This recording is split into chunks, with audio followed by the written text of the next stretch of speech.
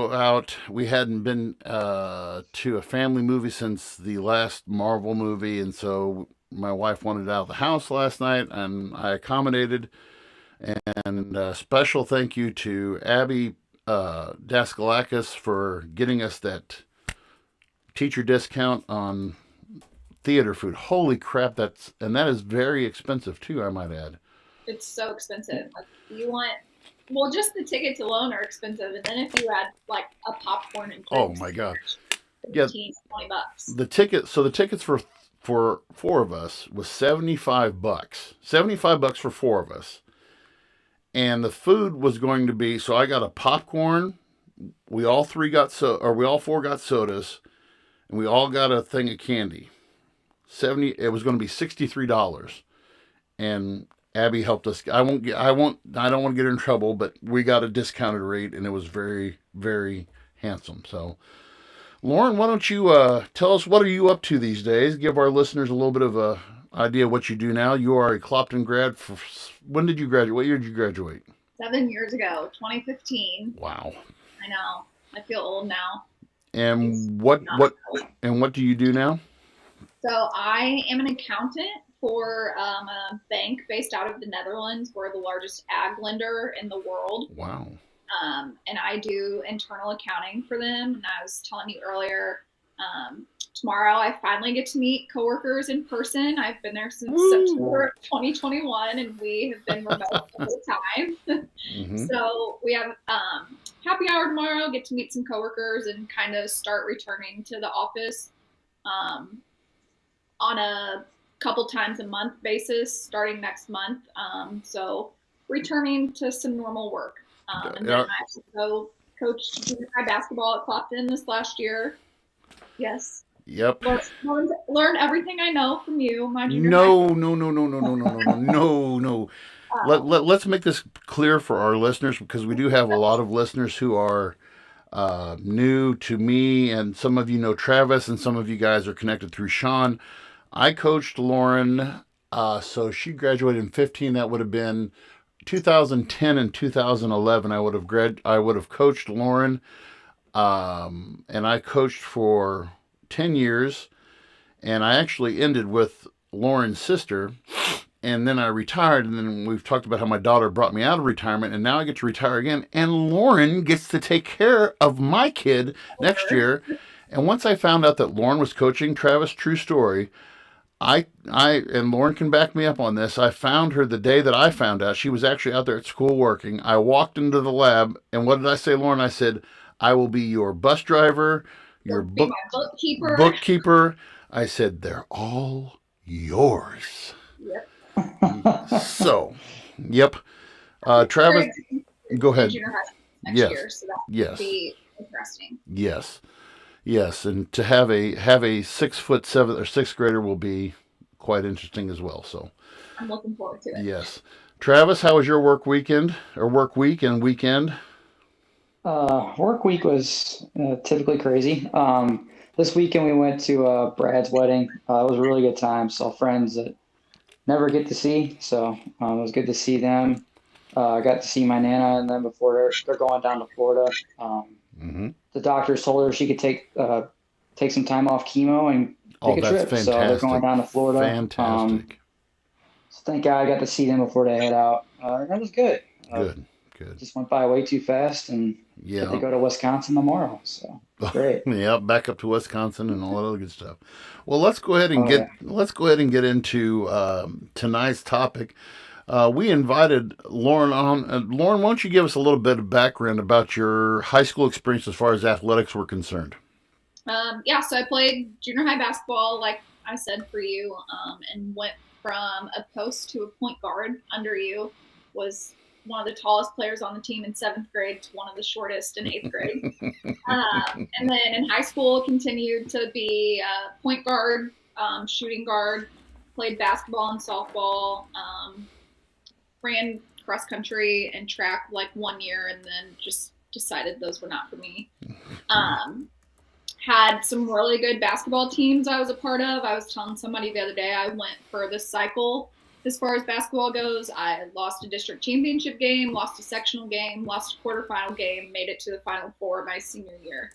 And I was also all-state senior year, so really could not have asked for too much of a better basketball career as far as high school goes, and then decided to hang it up and not play in college. Good for you. Yes. And so you have, it's safe to say that neither Travis nor I were athletes of much kind. And Travis, you did play basketball in high school, though, didn't you, or was that just junior high? I played basketball, and it took me way too long to call it quits. Not Well, my sport. yeah. Well, what we are talking, we've had Lauren on tonight, and some of you who follow me on Facebook saw that I will admit that I did play devil's advocate this week. I did post on purpose the transgender story about Leah Thomas and about a video that was on Dr. Phil about pronouns and using pronouns with transgender. And I thought, what better way to stir up good controversy than to discuss it here on our podcast? And so we're doing a two-part series. We're calling this Transitioning in America. And so this week we're going to look at from the athletic side. And then next week we are actually going to have a special guest on. She is also a Clopton. She went to Clopton. I think she graduated from Bowling Green, but she is transitioning now over to a man, and she is serving in the U.S. Air Force in Guam. And so next week's episode will kind of be special because we're going to be pre-recording it because they are 13 hours ahead of us in Guam, and so we have to do it 9 o'clock on Sunday. She's off on Sunday, so we have to do it 9 o'clock on Saturday so we can get her at noon on Sunday. So it's kind of weird, but it's kind of cool.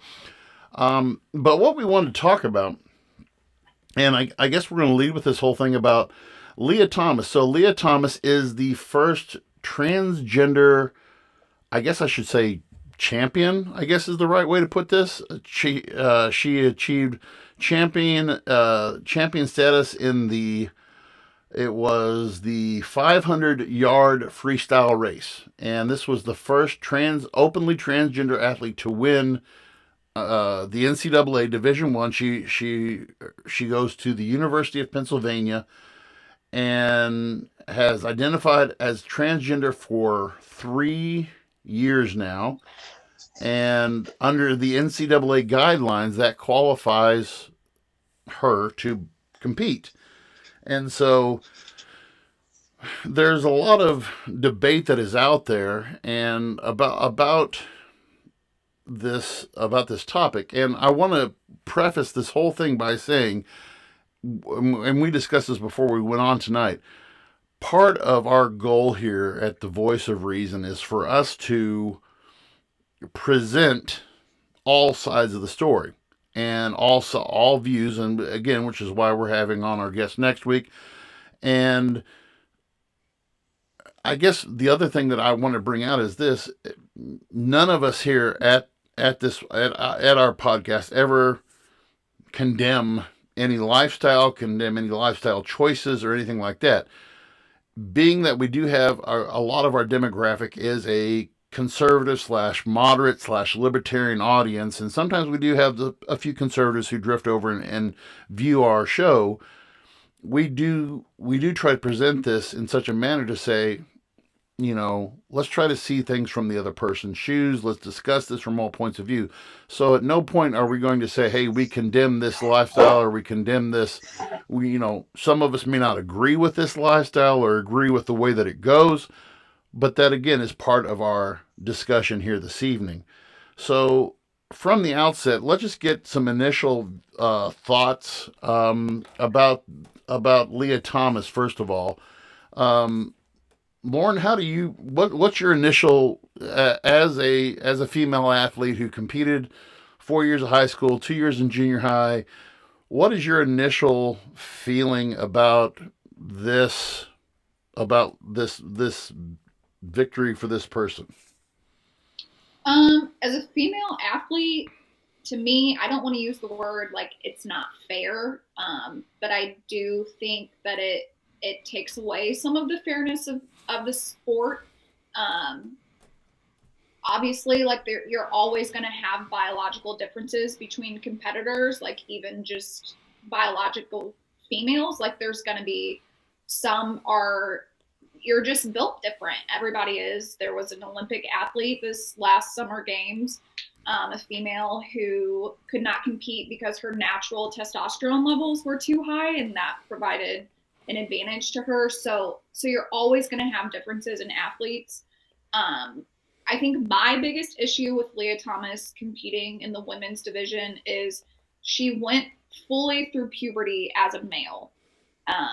And so even though she's been on the testosterone blockers and the estrogen hormones for the last 2 years, your body changes so much through puberty. I think the article I read the other day on it was talking about the difference in like bone length in the legs, your leg bones and pelvic structure and things like that.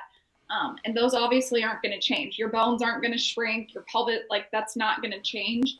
And in something like swimming, like height can be a huge advantage in swimming. So if you have longer legs and bigger feet, that's going to provide you a huge advantage, especially in swimming. Oh, I'm glad that you mentioned that.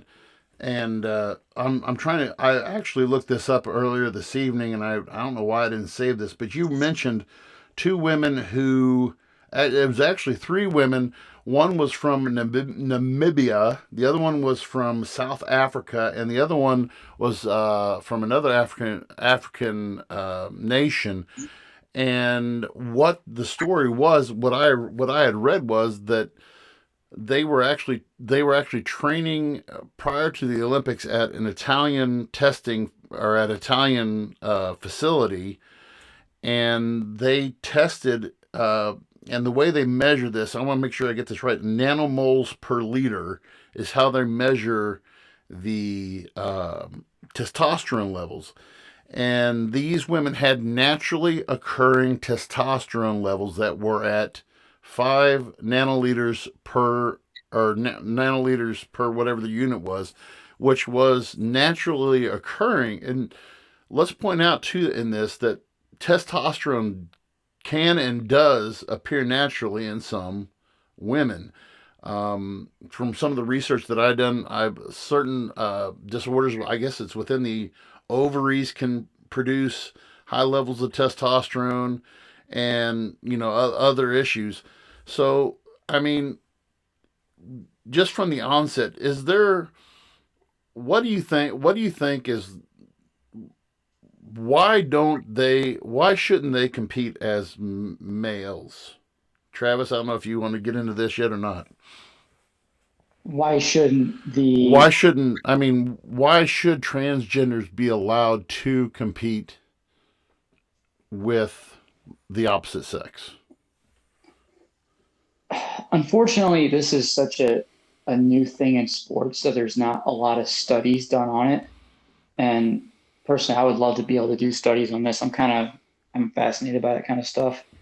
But if you look at kind of talking about what Lauren's saying with like, post puberty, your body's pretty much already structured the way it's going to be. And I'm not an expert. Unfortunately, I haven't read a lot of studies, and there's not a lot of studies out there on it. Two. But I understand basic biomechanics, and I understand um, men and women are built differently, and there's different athletic abilities of both. I mean, it's the way you're built. Hormones, yeah, hormones play a huge part in human performance. Don't get me wrong, but you can level out the hormones like they're trying to do. But if, say, for instance, the Leah Thomas example, if she's built different than these other competitors, I think there is a natural advantage there. And again, it's still early to see,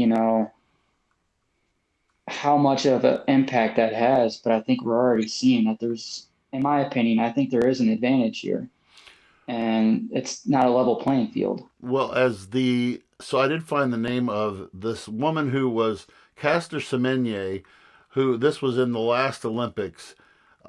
She was she actually has a sponsor, I guess a beauty brand that's called Lux that said that this woman was not allowed to compete because she was born with a naturally high a naturally high testosterone level, and so this is based upon and this was actually her the she actually took the case to the Court of Arbitration for Sport, and she also appealed then to the European Court of Human Rights, which both ruled and said, hey, you know what, it's an unfair advantage, you know. But I want to go back to what you guys, a couple things, and we kind of got ahead of ourselves a little bit there, but let's go to a couple of points here. First of all, I want to bring up a couple of definitions for our folks who are watching this on Facebook Live, and this is so what you're seeing here, this is just for transgender. So basically, that means anyone who's medically assigned male sex at birth but identifies as female, or medically assigned female sex at birth but identifies as male.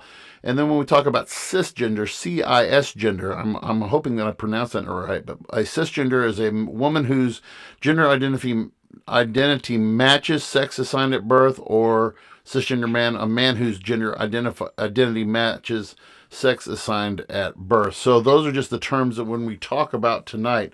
And so, and researching this topic, as both Travis and Lauren have, and Lauren and I were talking about this before the show tonight.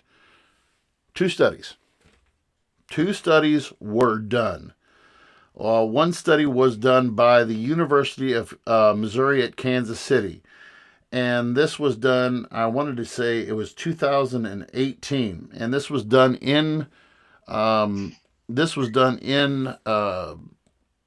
actually done with is there a military base somewhere over there near Kansas? I guess, I don't know what military base would be over there near Kansas City. Fort Hood would be the closest one. Is that the one? No. Where's the one? Fort Riley. Okay. Fort Riley. So this was done, and there's an Air Force base out there. Right, and there's the one out there in Knob Noster, the Air Force base. I don't know which one they did this with, but according to the study, the study had found. And I'll just read this from one of my sources. It says, one study published in 2020 looked at U.S. military personnel who transitioned while in service and found that trans women, men who become women, maintain an edge after 1 year of feminizing hormone therapy, which usually includes suppressing testosterone levels and boosting estrogen. The research was carried out by Dr. Timothy Roberts, a pediatrician and associate professor of the University of Missouri, Kansas City, and his colleagues. They found that trans women who underwent hormone therapy for 1 year continued to outperform transgender women, or non-transgender women, also known as cisgender. But even then, trans women still ran 12% faster. Okay, and it was a 12%. And then after 2 years, it was so the areas, and I have a graphic for this too. So after before they did the hormone therapy, they could do trans women could do 31% more push-ups in 1 minute, 15% more sit-ups in 1 minute, and ran the mile and a half 21% faster. After 2 years of hormone therapy, there was no advantage in the push-ups, no advantage in the sit-ups, but a 12% still were faster in the mile and a half. And I found this, a lot of things, and Lauren, you said this first of all, let's just talk about what another study had found too. When you see kids who are 8, 9, 10, 11 years old, and right now, I mean, I see this, Lauren's watched our kids play basketball some already. You're not going to see a ton of differences between kids of this age group because they have not gone through their natural changes. But as males go through puberty, there are a lot of things that will change. Number one, bone structure. Okay? Bone structure. Men have a more the some of the stats that I'd come up with that was that men were more uh, well, first their bone structure was a lot denser. They had denser bone structure. Okay, because you hear as women get older, they develop osteoporosis. Is that the right word? Osteoporosis, and that is a weakening of the bones, whereas men do not deal with that. One of the other things that they say is that as men develop more testosterone, it allows their body to carry more. Their lungs have a greater capacity as well. So, do we look at how what is fair and what isn't fair? If I was to say, okay, so 2 years, and by the way, just for the record, the International Olympic Committee has said that they only are saying you only have to go through 1 year of hormone therapy. So what do you guys, it I understand that people want to go that we look at this lifestyle change. And for whatever reason, okay, so I identify as a woman. Okay, and I want to go into weightlifting. So then if I'm competitive enough and I want to drive enough to be my passion is weightlifting and I want to weightlift. I want to weightlift. But at the same time I'm going through this mental state that I feel like I identify better as a woman. So do I give up my collective dream of being a weightlifter, or do I give up my dream of being a woman, or do I have to, what do you guys think? What's your guys' thoughts on that?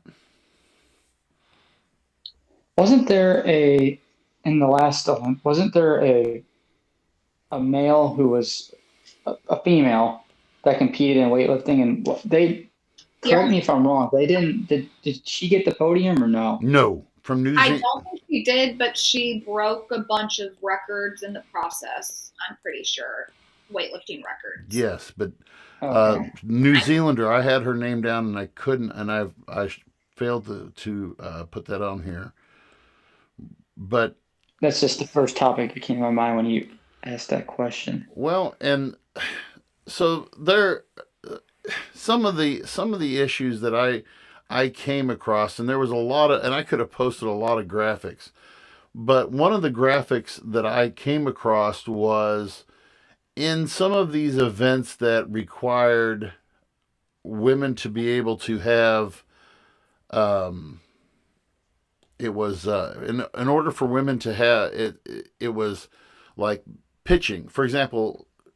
There were certain sports that women had more of an advantage, or men had more of an advantage in, regardless of how long they were on hormone therapy. One of them happened. The one that stood out to me was the two that stood out to me was lacrosse, baseball, and cricket, because this study, the study that the other study that was done was done by this transgender athlete who had transitioned back in the 90s. I mean, she was like one of the first ones to transition, and her studies were done to uh, about her studies dealt with, okay, how much of here the stat here there was, it said, okay, so where men had a slight advantage, okay, so we're talking a 10 to 13% advantage: rowing, swimming, track running, road running, track cycling, and field jumping.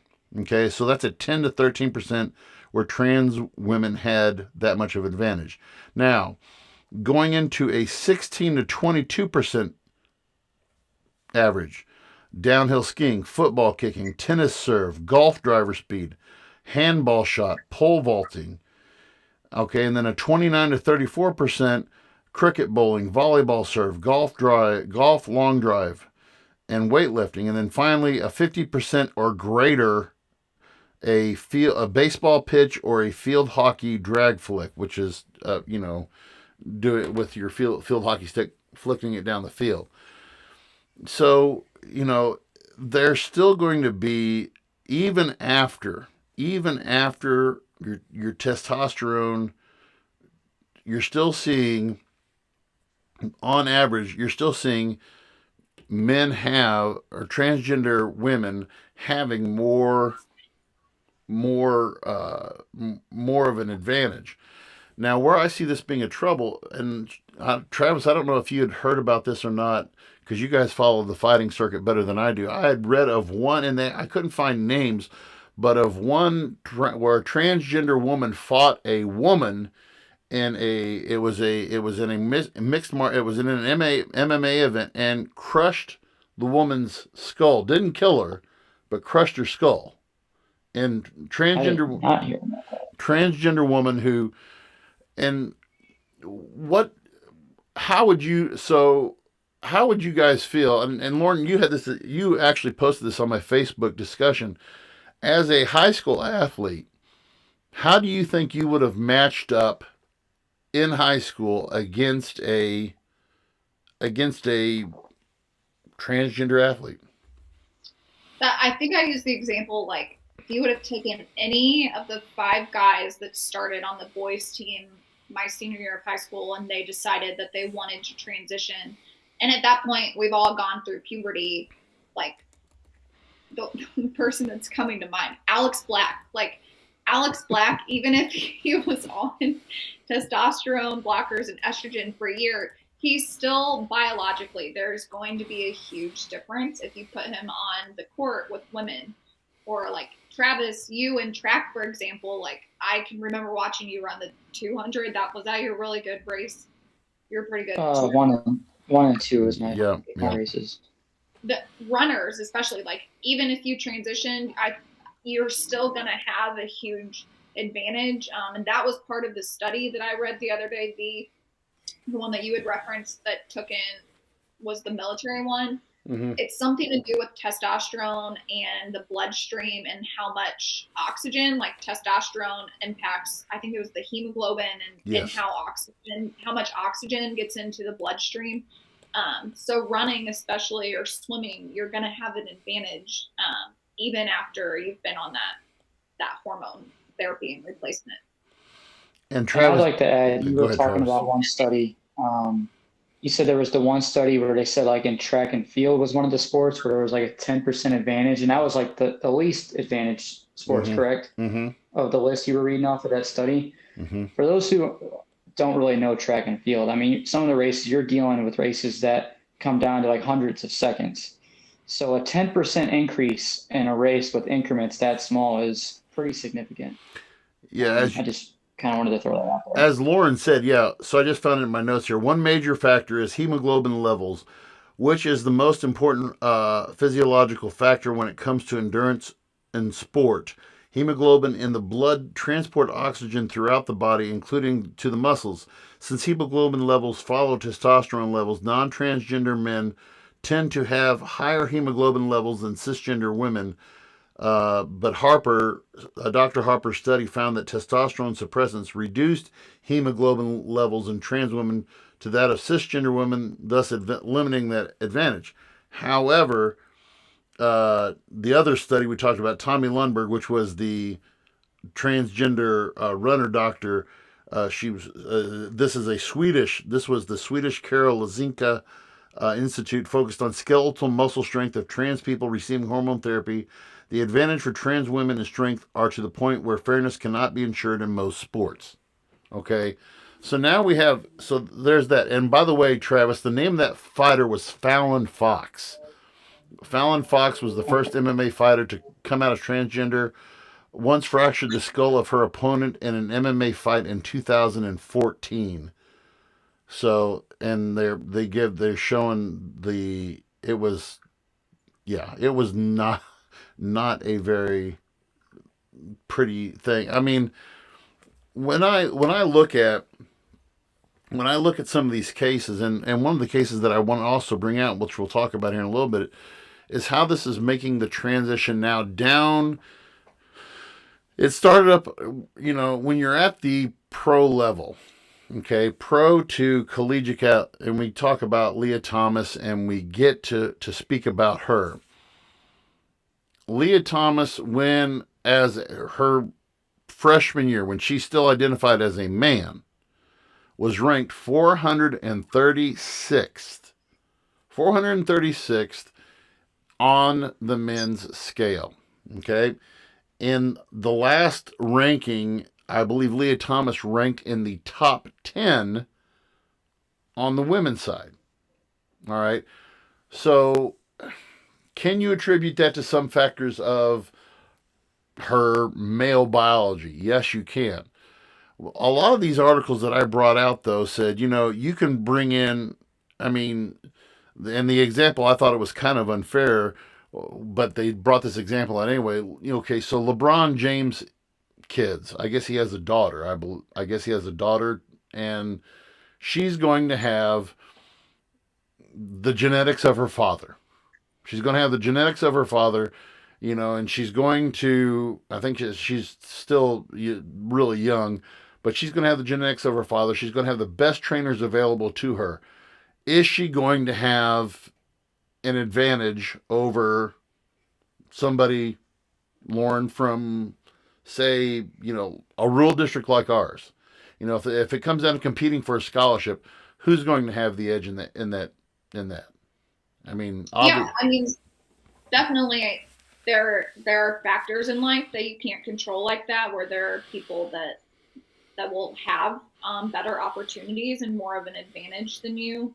And what kind of comes to mind for me with that in sports is you have your private schools who are allowed to recruit, can offer scholarships to attract athletes. And so to kind of offset that, Misha bumps them up a class from what they are based on their enrollment. So they do stuff to counteract that, but there's always going to be someone that has more opportunities than you. And you mentioned she has those genetics. Look at my sister and I. I'm 5'6", she's 6 foot tall. So she has more of a height advantage on the basketball court than I do, and that's just how it is. When they talk about the study from Dr. Roberts of UMKC, he was quoted as saying, people who got testosterone at puberty tend to have narrower hips. If you're taller and have narrower hips, that gives you an advantage. That's probably not going to change from testosterone blockers or estrogen, he said. But on the other hand, we have a lot of elite female athletes who tend to be tall and thin with slender hips, and we're not outlawing them. And to me, I mean, and we mentioned at the top of the broadcast. So this year, I had a anomaly. Travis, I spoke to you about this. I had a player who is true 10-year-old, and she is every bit of 5'10", possibly 5'11".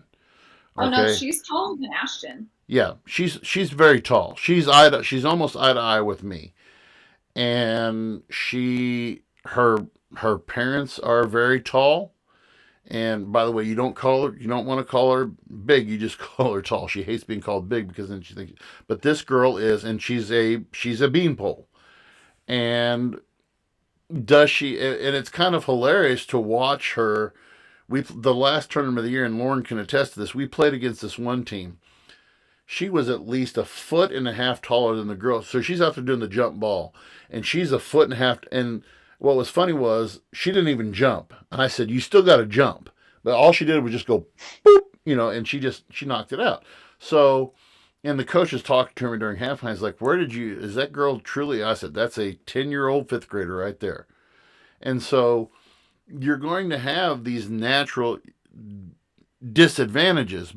But when you bring in genetics, biologically, there has to be a dividing line. Even with hormone therapy, I don't want to say that these people should give up their dream.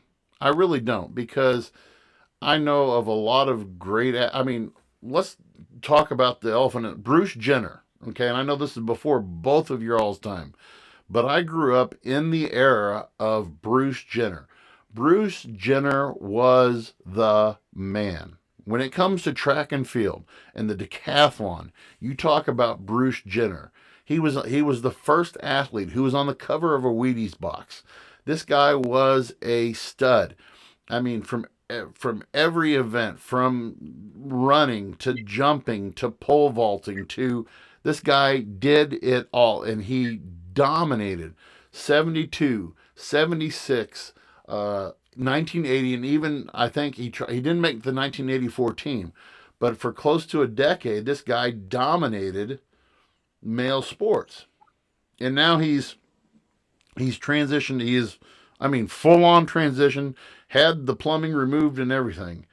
Okay, and he was interviewed, and part of my, and which I found was very interesting. In my research, he was actually quoted. TMZ, and I know TMZ, but TMZ Sports actually, yeah, I found it was a video clip, and they asked her, it's like, what, and after Leah Thomas's victory, they point blank, they I don't know where the parking lot was, but they cornered Bruce Jenner, or whatever, what's it, Caitlyn Jenner? Yeah. And they said, do you think that transgender should be competing? And she said, absolutely not. I mean, so what? And I want to go back to that original thing though. And we mentioned the athlete from New Zealand. What? So what can be said to this as far as how do you think this would affect somebody psychologically if they say, okay, you can't compete? If somebody said to you, Lauren, let's just say that somebody said to Ashton, you can't compete because you're too tall. I really don't know, but I also think that is a different situation because Ashton was born tall, and in the case of transgender athletes wanting to compete, they're making the decision to do that. Nobody is forcing them to change or to compete as a woman or compete as a man. It's a choice. They can continue to compete as their biological sex. So I think it is a little bit different than just telling someone based off of their height or their natural testosterone level that they can't compete. Well, let me play devil's advocate. I want to read this. This was out of March 2021. So this was last year, and this was coming out of a lot of the stuff that was coming out of the Olympics and everything.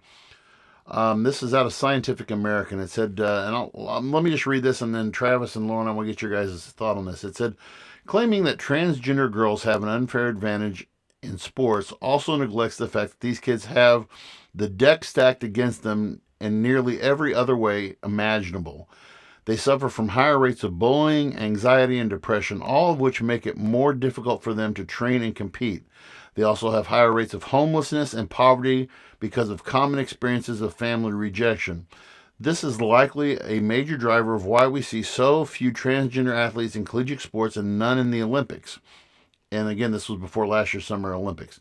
It's worth noting that this isn't the first time people have tried to discredit the success of athletes from marginalized minorities based on half-baked claims of science. There is a long history of similarity painting black athletes as genetically superior in an attempt to downplay the effects of their hard work and training. Beyond the trauma of sex verification exams, and they're talking about the bills, and we'll talk about this in some of these states. There's some states that have passed bills that say that trans women can't compete. These bills would cause further emotional damage to transgender youth. While we haven't seen an epidemic of transgender girls dominating sport leagues, we have seen high rates of anxiety, depression, and suicide attempts. Research highlights that a major driver of these mental health problems is a rejection of someone's gender identity. Forcing trans youth to play on sports teams that don't match their identity will worsen these disparities, and is a classic form of transgender conversion therapy, a discredited practice of trying to force transgender people to be cisgender and gender conforming. Though this can be hard for cisgender people to understand, imagine someone told you that you are a different gender and then forced you to play the sports team of that gender throughout all of your school years. You're likely to be miserable and confused. So that's from science. Now, this is not a fly-by-night mag. That's Scientific American. What thoughts? What do you guys think about that? Um, First off, I want to say I like this article, and here's why.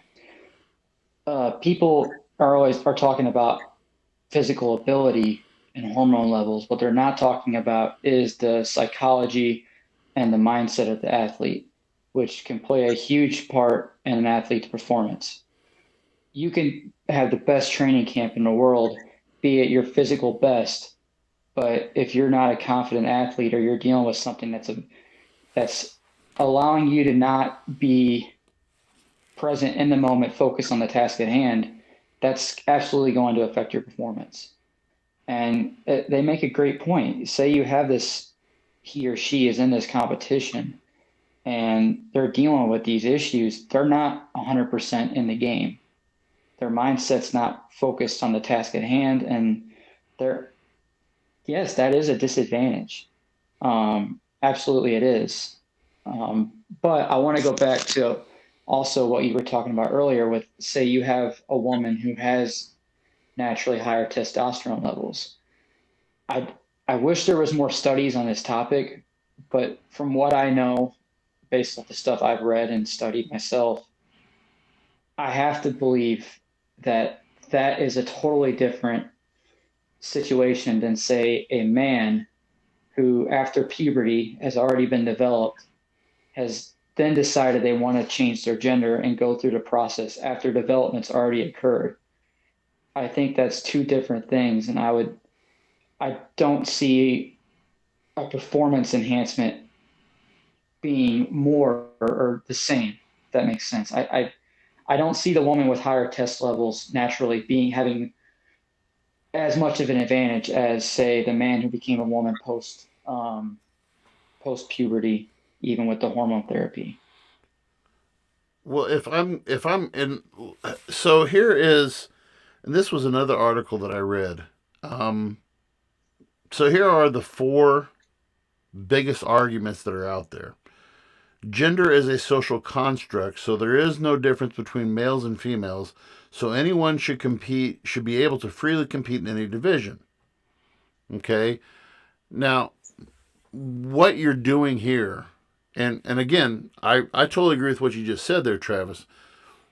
But what we're looking at is this debate about, first of all, sport's already unfair in nature. So, and gender is a social construct. And right then and there, I'm going to disagree with that because it's not a social construct. It's a biological construct. I want to go back to what Lauren said earlier. At puberty, I remember a time, Lauren, when you were taller than most of those guys that you mentioned. I remember a time when you were taller.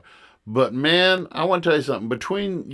I always enjoy seeing kids come back after their 8th grade year, because I'm in the middle of coaching track right now, and quite frankly, the girls that I have on my track team dominate the boys that I have on my track team. But when I come back from summer break, those boys, I know there's going to be a couple of those boys that are probably going to be every bit of 6'1", 6'2", and Coach Tony Francis is going to work the crap out of those. But not to say that Devin's not going to work the crap out of the girls, but those boys are going to come back leaner. They're going to come back stronger, and they're going to come back just better built. I call it coming into your bodies. So the argument to me that's saying, okay, gender is a social construct. No, it's a biological construct. You have to go through a change, plain and simple. There's no argument about that. But then the next part of that argument is transgender females need to undergo hormone therapy for at least 1 year to reduce their testosterone levels, like we said, according to the IOC, that they should render any advantages they may have null or even disadvantage. And we said this too. that I don't agree that there's never fully going to be a disadvantage. There's not. Uh, what else do you guys? I mean, what do you guys? Where do you guys buy? And this is kind of going to go into, and I'm going to ask the same question of our guest next week. How do you guys respond to this thing that gender is a social construct? Like the argument now, in which I don't know that I agree with it, is that sex and gender are not the same thing. Like sex is you're biologically male or female, and then gender is whatever you identify with. I have always thought of them as the same thing. And for some reason, it's become this negative thing to say that men and women are different. Like we are different, we're built different. There's nothing wrong with that. I don't. It doesn't make women any less that men usually have an athletic advantage over us, and there's things that they can do that we can't. I don't know why that's become negative, and to to think that there's not any kind of difference is ignorant to me, because there clearly is a difference. And B, you're talking about the junior high kids and how the girls at this age are dominating the guys, and like I was taller. Most girls in junior high have already started puberty. I've been this height since sixth grade. I've not grown since sixth grade. So I was a very tall sixth grader, and now I'm a very average height 25-year-old. But the boys at that age, some of them have not even started puberty. Right. Like Colin Dugan, Chase Cannon, they weren't taller than me until senior year. Right. And now they're 6 inches, 7 inches taller than I am. So there just are biological differences between men and women, and I don't think there's anything wrong with acknowledging and admitting that. Travis? I would say for anyone who denies the differences or says like they have a problem with it, just look at, and again, there's nothing wrong with it. It's just biology, I guess. I don't know, but look at I think a great example of sport people can reference for this is look at the sport of CrossFit. Yeah. CrossFit is a sport that's basically you're taking human performance to the highest level on all baselines. We're talking endurance, strength. You're looking. It's basically a competition to see who is the most balanced at a highest level of each event. I don't know how to explain it, but think of your highest performance male and your highest performance female. These are some of the most highest performance athletes you can really point at as far as fitness, I guess you could say. And put the numbers side by side. I mean, for example, I always mess up her name. She's been champion like for 5 years now. Crazy athlete. Won CrossFit Games 5 years in a row. Completely dominated the female side. She was even a gold medalist in the Winter Olympics. I can't think. But I mean, I know who you're talking about. Tia Toomey, I believe. Yes. And then you look at the males, and just put their numbers side by side. And it's not to discredit anything that Tia's done. She's a tremendous athlete. But it's just there's a biological difference in performance. And again, it's not to discredit females at all. Well, I just think that we're built different. One other issue then, and we've got about 10 minutes left, and I want to go with this issue now. So let's talk about the lawsuits that have come out of this in the state of Connecticut. And I mentioned there are, I believe it's 21 states right now have put a ban on transgender athletes in high school. Okay. Enter the story of Chelsea Mitchell. Chelsea Mitchell, who was considered at one time to be the fastest girl in Connecticut. And I'll just read a couple of paragraphs. She actually got to do an opinion editorial for USA Today and for Yahoo Sports.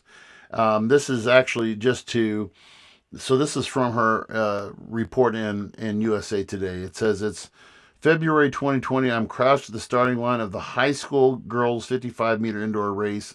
This should be one of the best days of my life. I'm running the state championship. I'm ranked the fastest high school female in the 55-meter indoor dash in the state. I should be feeling confident. I should know that I have a strong shot at winning. Instead, all I can think about is my training. Everything I've done to maximize my performance might not be enough simply because there's a transgender runner on the line with an enormous physical advantage. Okay? Now, in the state of Connecticut, this happened this was in 2020. Chelsea Mitchell was amongst her during her freshman and sophomore year. She was amongst the top rated runners in Connecticut. During her sophomore year, she had looks from a number of different D1 schools to join their team.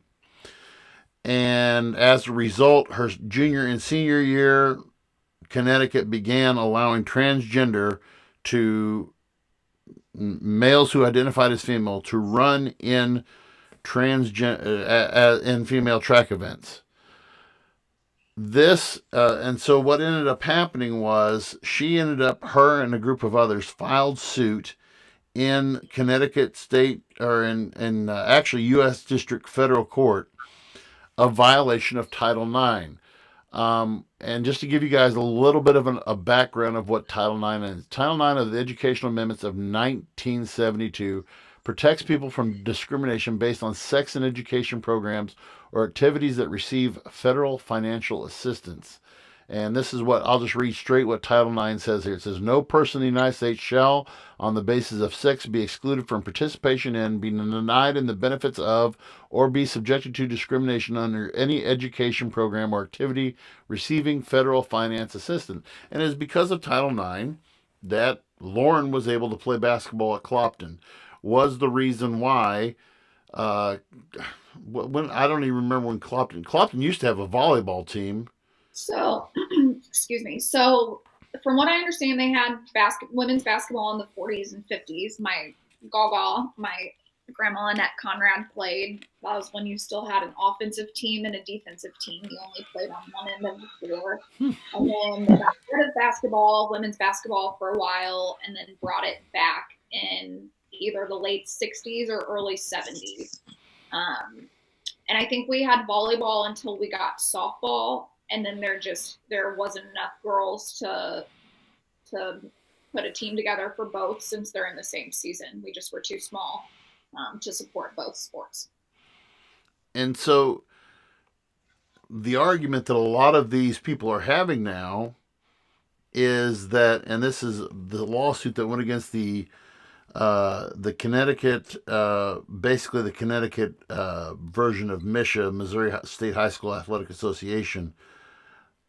Basically, this article was saying, besides the psychological toll of experiencing unfair losses over and over, the CIAC's policy has more tangible harms for women. It robs girls of the chance to race in front of college scouts who show up to elite meets and to compete for their scholarships and opportunities that come with college recruitment. Do you guys think that this is a violation of Title IX? Can I ask one question? Are these high school athletes under the same standards as your NCAA athletes and your Olympic athletes? No, because so there's no regulation of hormones. There's no requirements. Right. There is no regulation. There is no regulation, and this was as of last year that there was no requirements for hormone therapy. So you basically have a guy who is saying, I identify as a female. I'm going to come out and I am going to run against. I'm going to, still all the biological parts are in place. No hormone therapy has been done. You've got a dude running out there against women. I think it kind of goes back to what I was just saying about one of the arguments people want to make is that there's a difference between sex and gender, and sex is what you are biologically born as.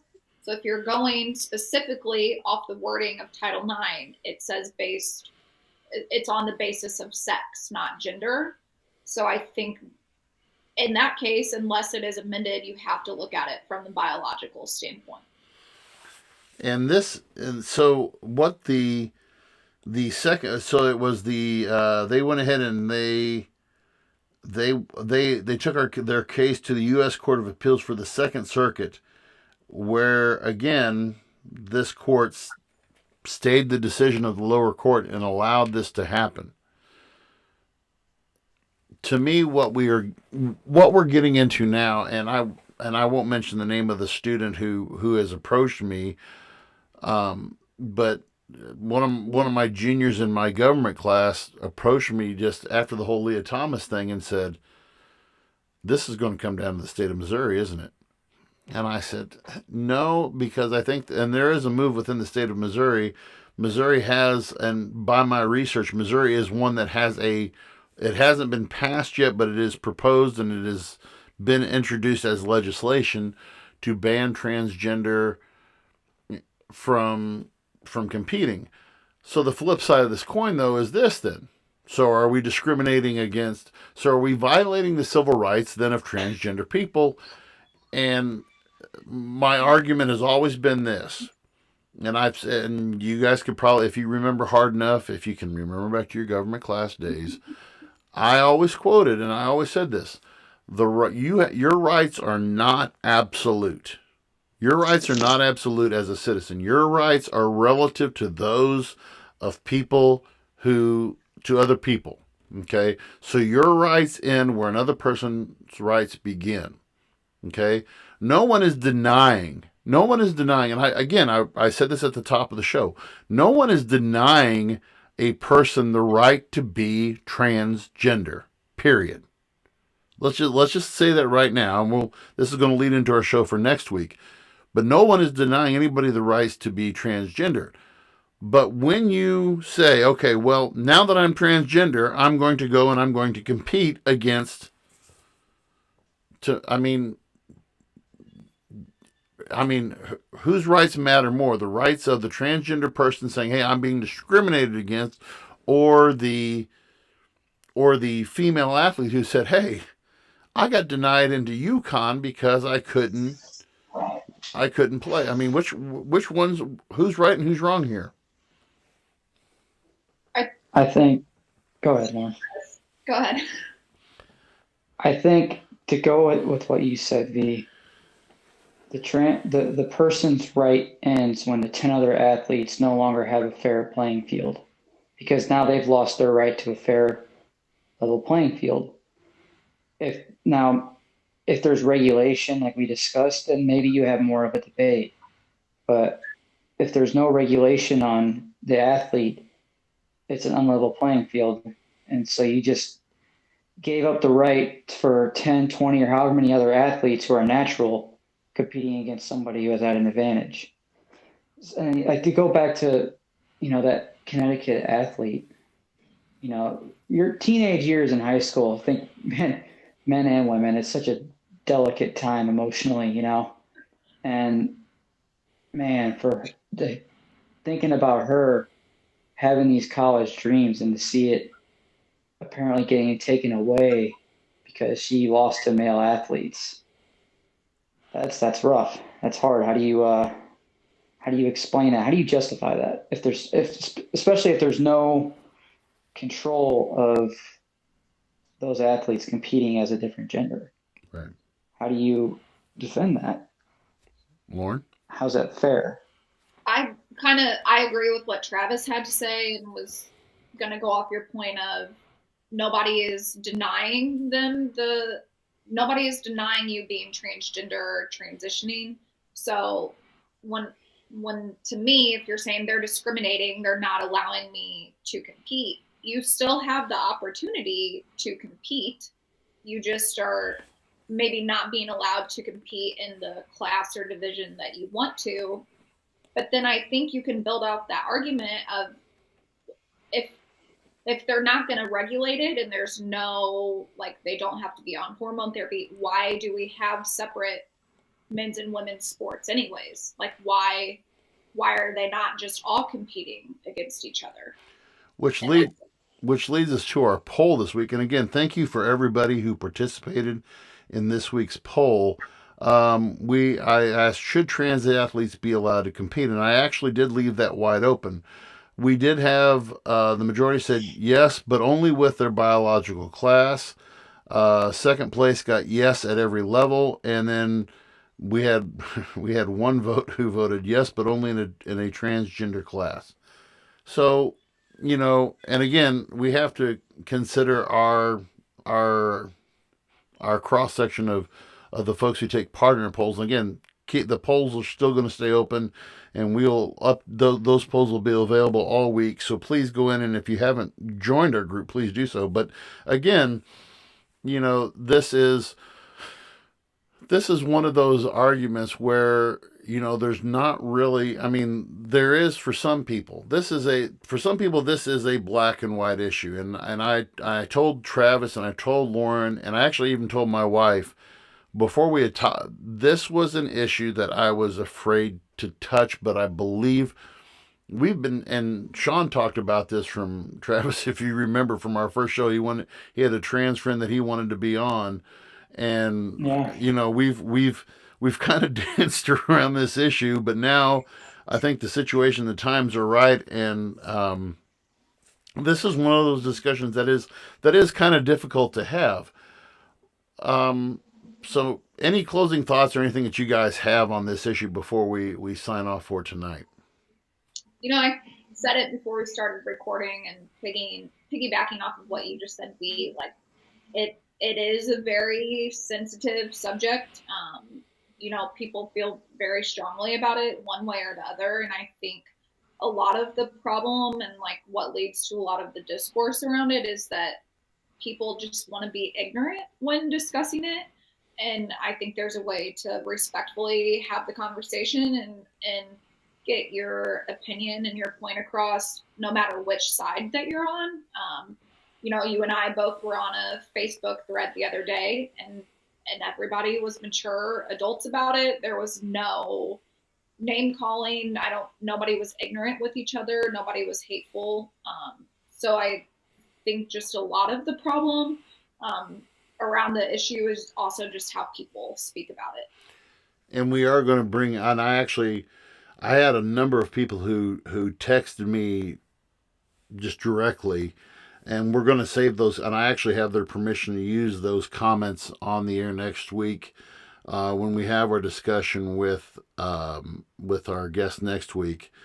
But this has been a great discussion tonight. We want to thank Lauren Lagemann for being part of our discussion this evening. And we can also want to thank our sponsors this evening. Travis, tell us about the special with our friends from American Traditional Coffee. There it is. Merch represent. What's the give the folks the information or that they need to get the discount? Yes, sir. AmericanTradtionalCoffee.com. Use the discount code Voice of Reason, all lowercase, and it will save you 10% on your order. Shipping is free and included in the order, so you don't pay shipping. You just buy the coffee. 10% off. Voice of Reason, all lowercase. Fantastic. Yeah. And if you go to the Van Bibber and Son DJ Services page on Facebook and you mention Voice of Reason, you will get a 15, not to outdo my friend here, but you will get a 15% discount on DJ services. We have booked 3 events so far this year. We have tons of dates available. Please contact me. The address is tagged into the recording in the comment section below. And again, thank you for joining us this evening. Lauren, thank you. Travis, as always, my pleasure having you along. Next week, Sean has to be sitting in this chair because I cannot handle the stress anymore of commanding this ship. That's why he is the commander-in-chief of the podcast. So anything else? Thank you, Lauren, so much for being with us tonight. Yeah, thanks for coming on, Lauren. All right, so join us next week on the Voice of Reason podcast here on Facebook Live. You can catch us on all of our streams, iHeartRadio, Amazon Radio, still pending on Pandora. Hopefully we'll get on there, but Google Podcasts, Apple Podcasts, all the good stuff. Join us next week, YouTube. and we will see you all then. Bye-bye. Thanks.